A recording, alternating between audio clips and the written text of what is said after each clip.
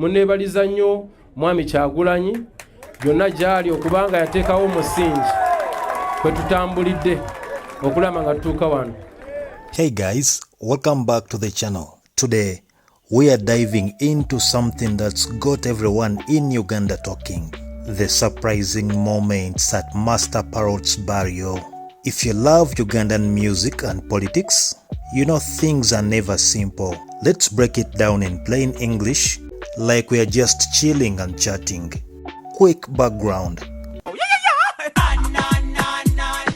Master Parrot was a veteran artist from the old Firebase crew, the same music group where Eddy Kenzo and even Bobi started back in the day.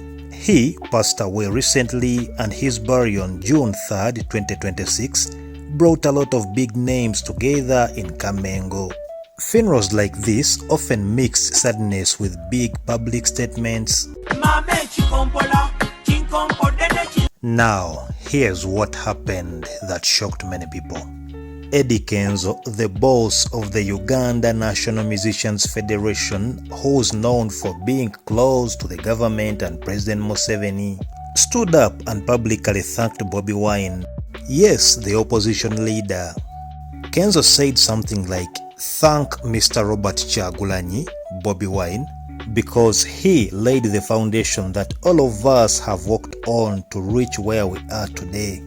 He gave Bobi Wine credit for helping start careers, including for artists like Master Parrot. Munneebaliza nnyo Mwami Kyagulanyi byonna gy'ali okubanga yateekawo omusingi kwe tutambulidde okulama nga tutuuka wano. At the same time, Kenzo also praised Museveni for helping with burial money, so he's balancing both sides. Era njatwala akakisa kano okwebaza President Museveni okutuwa essente ne tusobola okukola byonna bitukoledde Parrot. Then, King Saha, who's had public disagreements with Kenzo before, came out and said, "Eddy Kenzo is not my enemy. We only define ideology and opinions." They even hugged at the event, showing some unity. On the surface, it looks like simple respect at a funeral, old friends remembering their roots.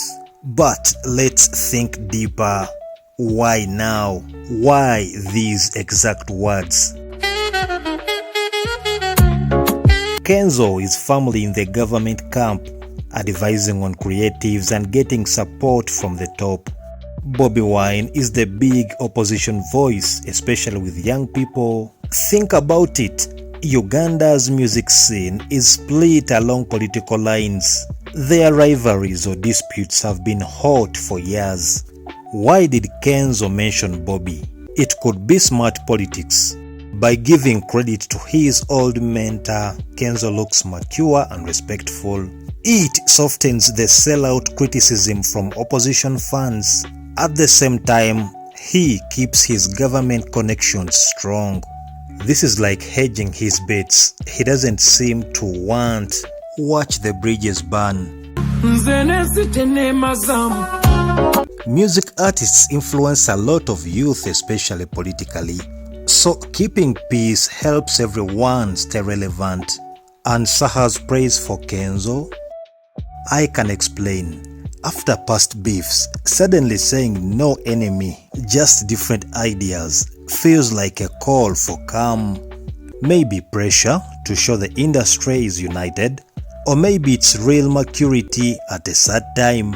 But in Ugandan politics and entertainment, these moves often serve a bigger purpose, keeping fans entertained, streams going, and preventing full-blown division that could hurt careers. Many believe this is controlled drama. Powerful people don't want the music world exploding into open war, especially during these hard political times. Unity talk at funerals makes the government look tolerant, confuses fans, and keeps the youth vote split.